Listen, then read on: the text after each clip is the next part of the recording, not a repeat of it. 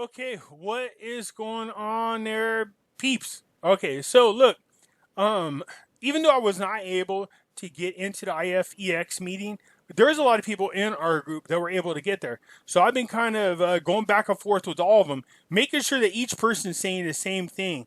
I have two people that live in the UK, that are Iraqi citizens, that actually went to this, and we were talking.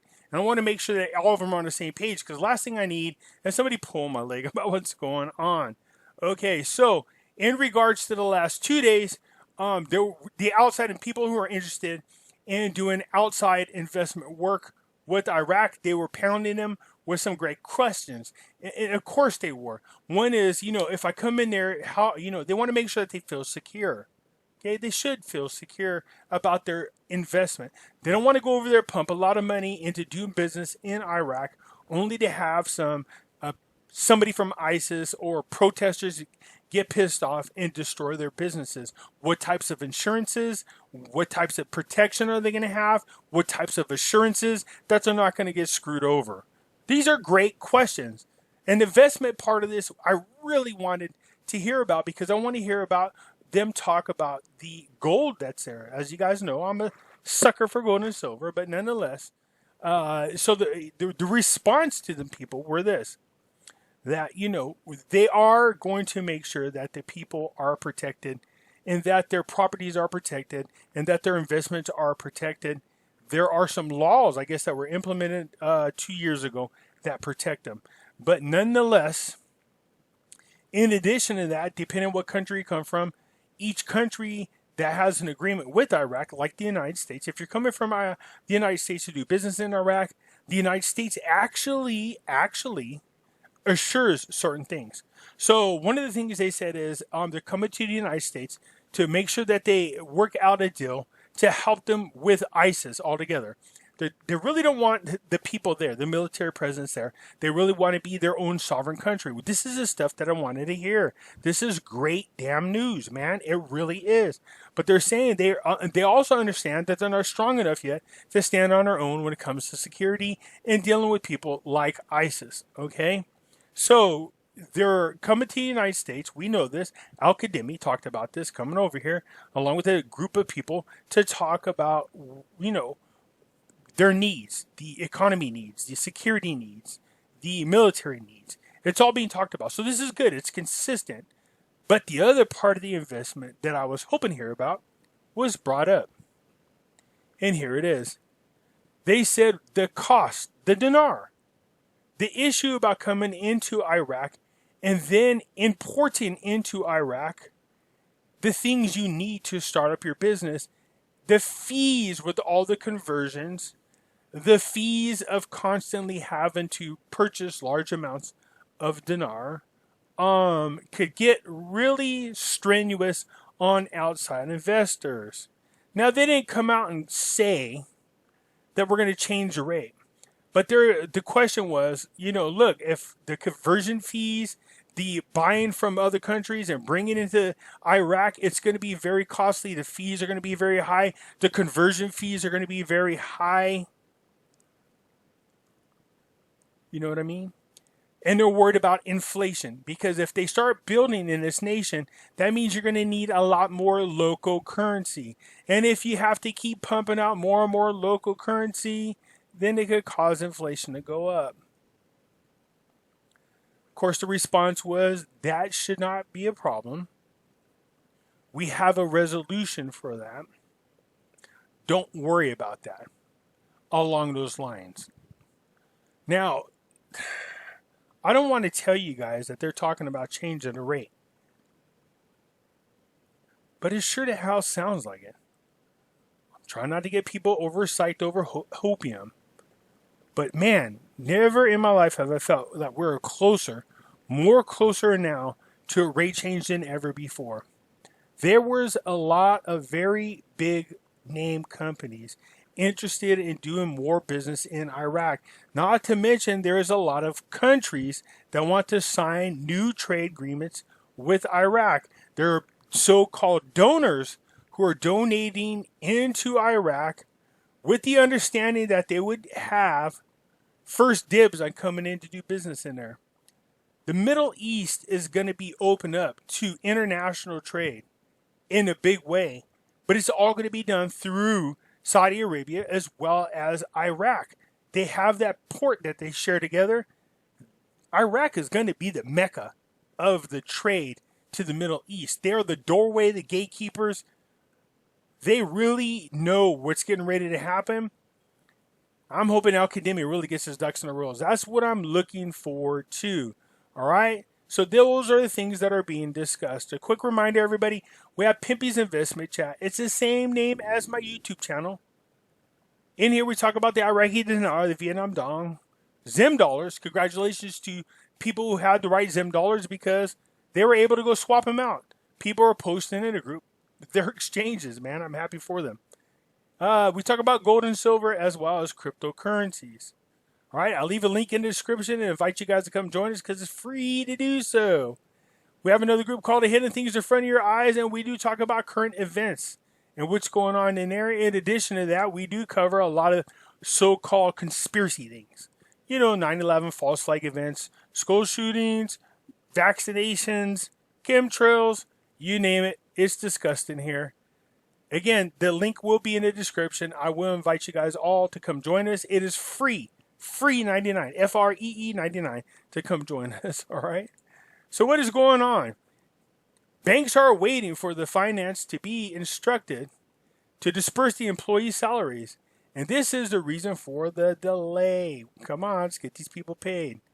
A well-informed resource, I love how they are well-informed, but anyways, the source said in an interview to the news, the governmental banks are being promoted to instruct the Ministry of Finance for the purpose of disbursing the employee salaries for the current June. All government and private banks are currently suspended from dispersing the salaries of the state employees for the month of June. He pointed out the lack of financial liquidity and funding has led to the stoppage of salaries and payments until now. We can tell you a great way to fix that. Change the rate. A member of the Parliamentary Financial Committee revealed earlier that the postponement of the salaries of the employees in a timely manner or not related to the session of the House of Representatives. In an interview, the Parliament sessions was devoted to voting on the international and external borrowing laws. And if this law was voted on, this will solve the problem of the salaries for this month and the coming months and will be spent on time without any delays from here on out. That's what we want. That's what we want to see. This is exactly what we want to hear. Man, I don't know how to tell you guys this weird feeling. There is a global currency reset happening. Again, I did an article. I did a video on the Zim dollar. Okay, I played it. For those of you who hold Zim dollars, now I don't know the difference between the Zim dollars. I don't, because I don't hold them myself. But I was more than happy to show you the articles that they were talking about. So there are some happy people definitely in my group, and I'm really happy for them. So, Herb here provides legal's opinion after the borrowing legislation. As you can see, it's pretty, not that long, but it's long. So what did Herb say? The Parliament had to determine the bodies that spent the money it decided for investment projects in order to keep it away from the commissions and dispersing it for a project that does not deserve and withhold it from a project that it deserves. Okay, as you guys know, there's a lot of corruption that was going on in Iraq. There was people creating fictitious employees so they could get paid 2, 3, 4, 5 times salaries is what they were doing. They were inventing fake projects and getting money dispersed to them, and the projects weren't real. There was a lot of corruption like that. So what they're doing now is basically, what are they doing? They're auditing and monitoring things the way they should. This is what we want. This is a great way to, at least reduce the amount of corruption. Parliament today has investigated its legislation on borrowing law unless it was achieved by another parliament in recent and ancient history, as Parliament can add to the government's bill 10%, 50, 100, and 200%. But the addition to more than that is that unless another parliament submits it. And this is what happened today, Wednesday. And the borrowing law that the government sent was only one article, Parliament changed it. Parliament changed it, and it became 9 articles, all of which were accepted as long as they were issued by the Parliament, which found the government's bill subject to downloading all what the Parliament's desires. But we did not and will not accept the amendment to add Parliament's encouragements the charges of common the charging of commons, which is a disbursement of funds for investment projects. Okay, look, if they're going to have a lot of money and they're going to start fixing what's going on there, they got to make sure that the damn money goes to the things that benefit the Iraqi people. No more corruption. I'm waiting to hear more articles about the fact that the treasury in Iraq was freaking depleted down to 300 million. We have not heard more about that. Let's hope that they're doing what they need to do behind the scenes and just not leaking it in the media. Okay, now they've brought in Interpol before. We heard last year that they brought in Interpol, and Interpol arrests something like 663 people. That's what I'm talking about, nail corruption. All right, so this is good. But what they're saying in Parliament is that's nice for you to make all these borrowing laws and pass them, but you better make damn sure that the money that it's meant to go to is going exactly where it's supposed to go, and that is to help. This article is very long as usual. The link is in the description, so you can come here and read it and then form your own opinion on stuff. But it does cover the fact that, look, they're worried about internal or external laws being obligated to anybody else, and I understand that. Because, you know, if you're borrowing money from people, then you feel obligated to do the bidding of that country.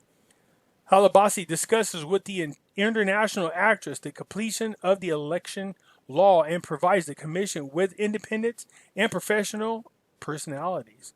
Okay, so look at good. Halabasi received Wednesday the representative of the Secretary General of the United Nations, Miss Blashart. Yay, that's our big dog, man. That's who we're waiting for her to give out a great report. And discussed with him the completion of the election law and provided the commissions with independent and professional personalities. Halabasi said the meeting discussed the efforts made by the Parliament in preparing for the elections by completing the election laws that was previously voted upon and the electoral districts. Okay? So, there's no secret. We know that Miss Blashart from the UN, we need her to feel really happy about what's going on between Kurdistan and Iraq. For them to really get their sovereignty restored, we need her to give these people the thumbs up. So we are moving in the right direction, everybody. It's looking good. And it's going to happen really quick. It's when you least expect it. It really is going to happen finally. Thank God, huh? Anyways, you guys, if you like the video, hit the thumbs up button. If you're not a subscriber, please do so because it helps out the channel. And I surely do appreciate it. All right, you guys? I'll catch you later. Bye-bye.